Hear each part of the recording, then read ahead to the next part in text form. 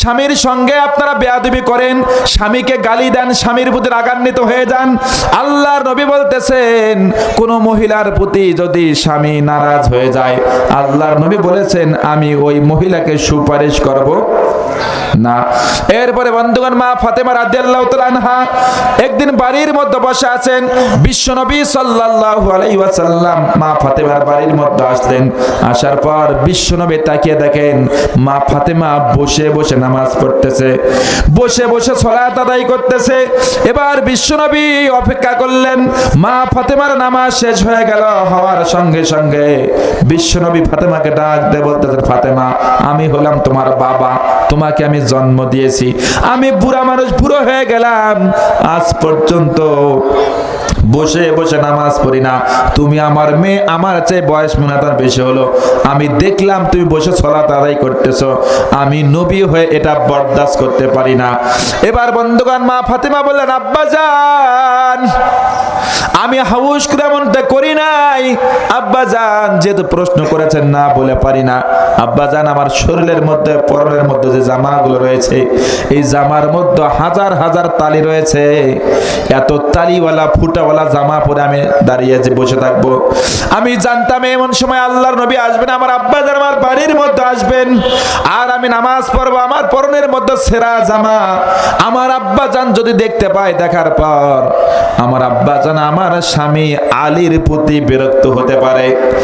আমার আব্বাজান আমার স্বামীর প্রতি বিরক্ত হয়ে মনে করতে পারে, আহারে কার হাতে মেয়ে উঠায় দিলাম, আমার মেয়েকে একটা জামা কিনে দিতে পারে না। আমার স্বামীর ভিতরে রাগ আসতে পারে, বিরক্ত আসতে পারে। এই জন্য আমি আমার স্বামীকে সেভ দেওয়ার জন্য, আমার স্বামীকে ভালোবাসে সম্মান দিয়ে সেভ করার জন্য, আমার আব্বার মন খারাপ থেকে বাঁচার জন্য আমি তার মেয়ে বসে বসে সালাত আদায় করেছি। এই জন্য মায়েরা শুনে নেবেন, যে কোনো মূল্যে স্বামীকে সেভ দিতে হবে, বাঁচাইতে হবে। স্বামীর সঙ্গে বেয়াদবি করা যাবে? করা যাবে? আজকাল আমরা যতই ওয়াজ নসিহত করি, আমার মায়েরা বোনেরা ততই পর্দার বাহিরে যায়। কথা বলেন ঠিক কিনা?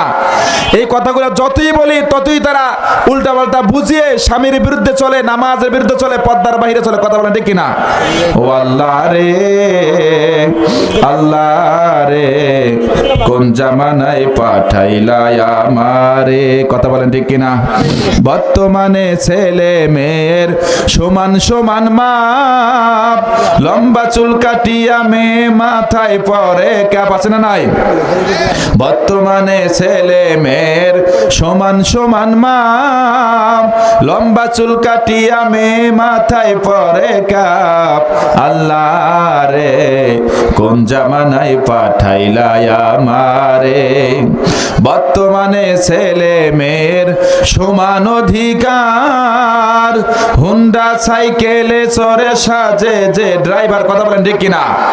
ও আল্লাহ রে, আল্লাহ রে, কোন জামানায় পাঠাইলা আমারে। হিন্দি গানের টান মারিয়া রাস্তা হাইটা যায়, কারো আবার সুরে সুরে বুকটা ফাইটা যায়। কথা বলেন ঠিক কিনা?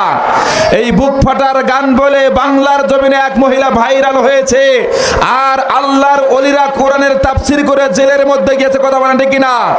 আমাদের বক্তব্য পরিষ্কার, বুক ফাটার দিন শেষ, আল কোরআনের বাংলাদেশ, আলেম ওলামাদের বাংলাদেশ। কথা বলেন ঠিক কিনা? এই জন্য সামনে যে সুযোগ আসতেছে, সুযোগটা কাজে লাগাতে হবে। বদর আর আসবে না, উহুদ আর আসবে না, খন্দক আর আসবে না, আসবে ব্যালট। বদরের পরিবর্তে ব্যালট, আগামীতে ব্যালট যুদ্ধের মাধ্যমে সাপোর্ট দিয়ে বাংলার জমিনে কোরআনের রাজ কায়েম করব, ইসলামী হুকুমত কায়েম করব, বাংলাদেশের বুকে শান্তি প্রতিষ্ঠিত করবে ইনশাআল্লাহ। কথা বলেন ঠিক কিনা? রাগ করলে